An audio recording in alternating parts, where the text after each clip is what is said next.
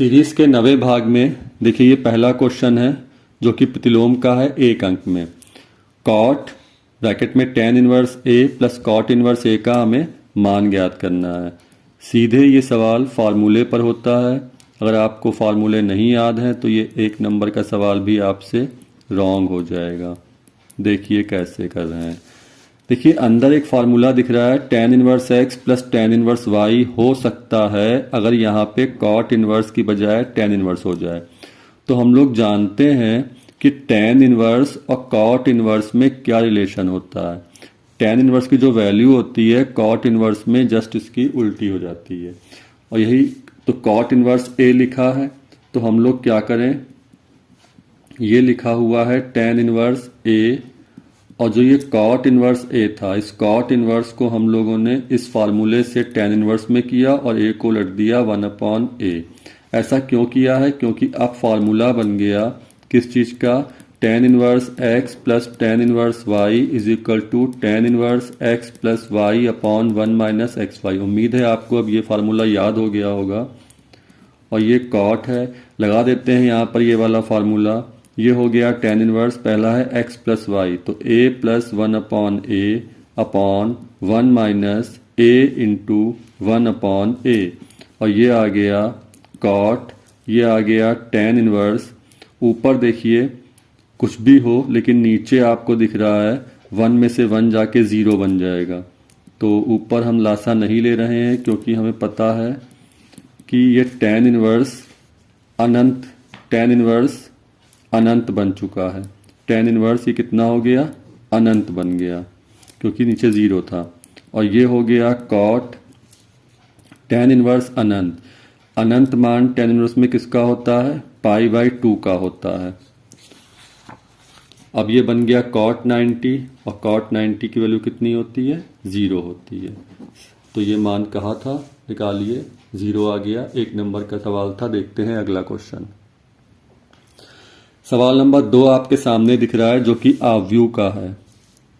2 आव्यूह दिए हैं, एक x प्लस वाई है, एक x माइनस वाई है और लिखा है x और y दोनों अलग अलग बताना है। सिंपल जैसे हम लोग किसी समीकरण को सॉल्व करते हैं, ये देखिए वही है। तो पहला दिया है x प्लस वाई 5, 2, 0, 9, ये समीकरण 1 है। दूसरा है x माइनस वाई, ये लिखा है 3, 6, 0, -1, ये समीकरण 2। हमसे कहा है x और y निकालना है। देखिए हम इन दोनों को जोड़ने जा रहे हैं।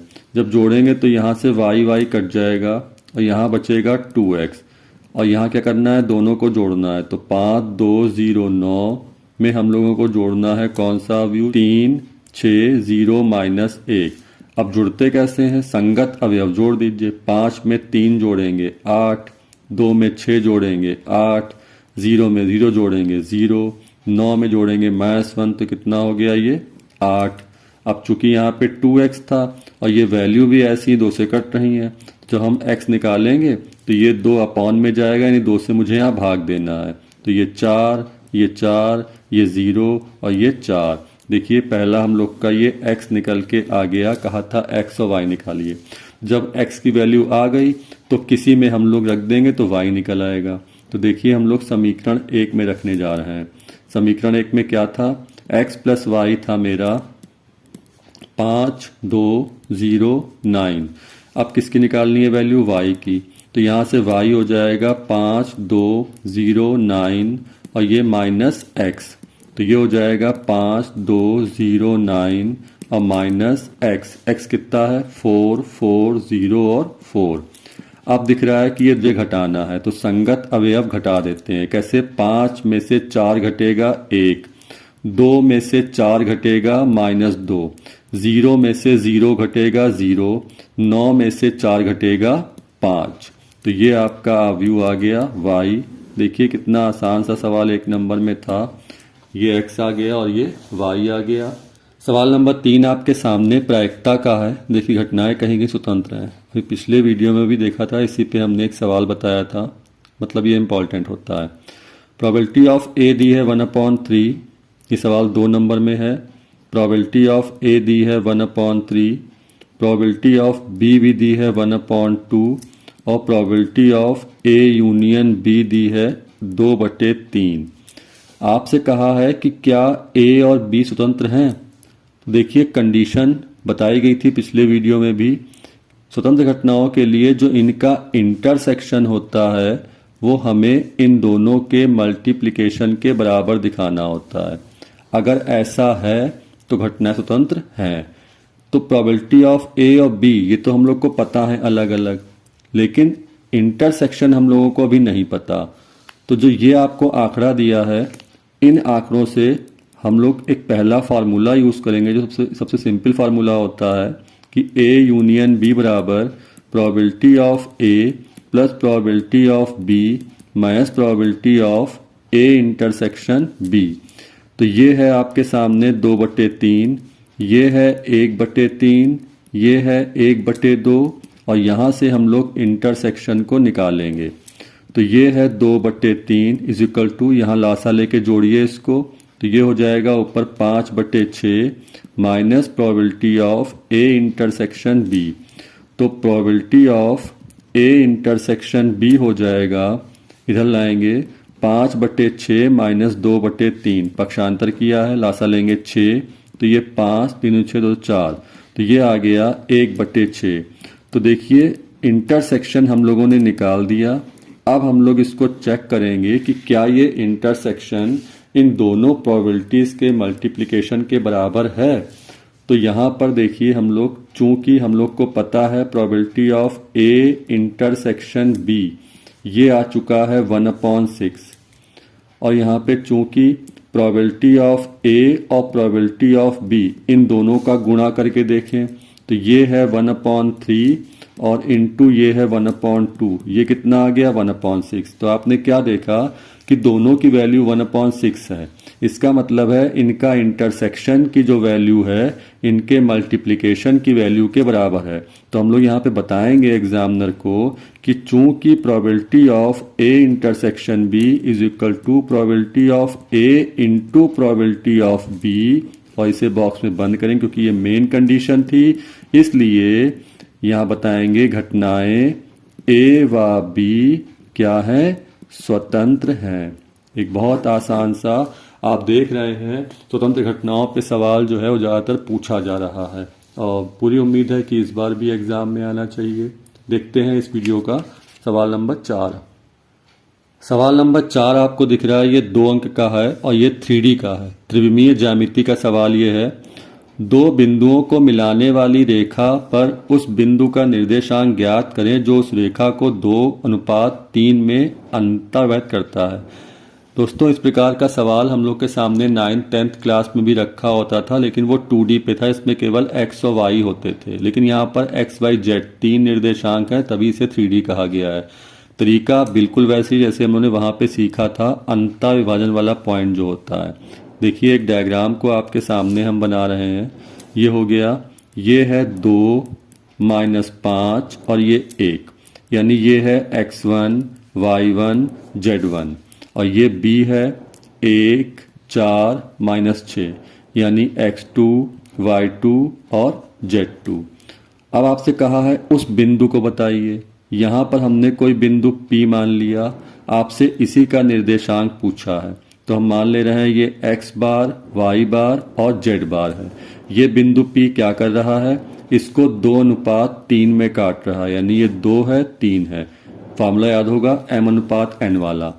तो अब सिंपल सा होता है, हम लोग यहाँ का मल्टीप्लाई इधर करते हैं, इधर का इधर करते हैं, फिर अंत में दोनों को जोड़ते हैं। तो अब आप फार्मूले पे गौर करेंगे, चल रहे हैं निकालने x बार।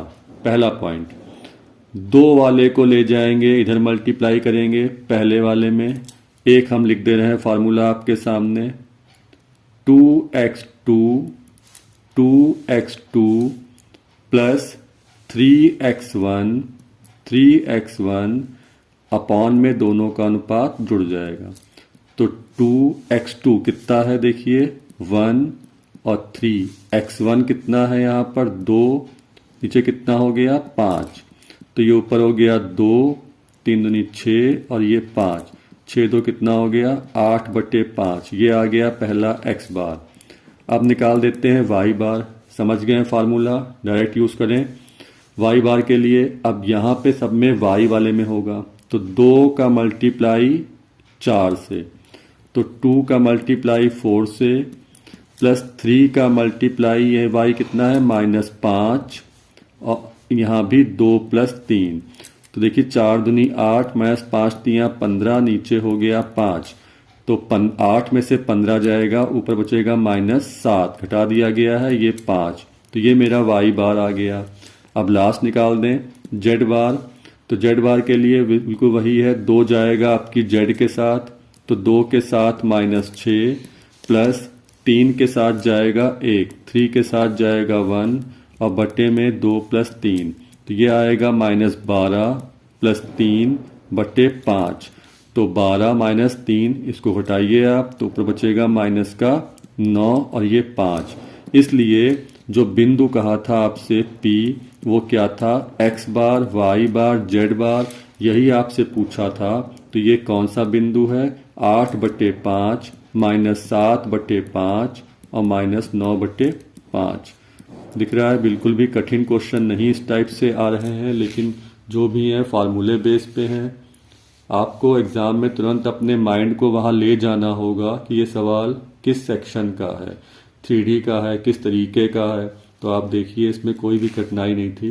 देखते हैं इस भाग का अंतिम 5वां सवाल। 5वां सवाल आपके सामने 1 अंक का है और वास्तव में ये 1 अंक के लायक ही है। घटनाएं फिर क्या आ गई, स्वतंत्र, और सब कुछ दिया है, बिल्कुल सिंपल सा आप समझ गए यहाँ पर।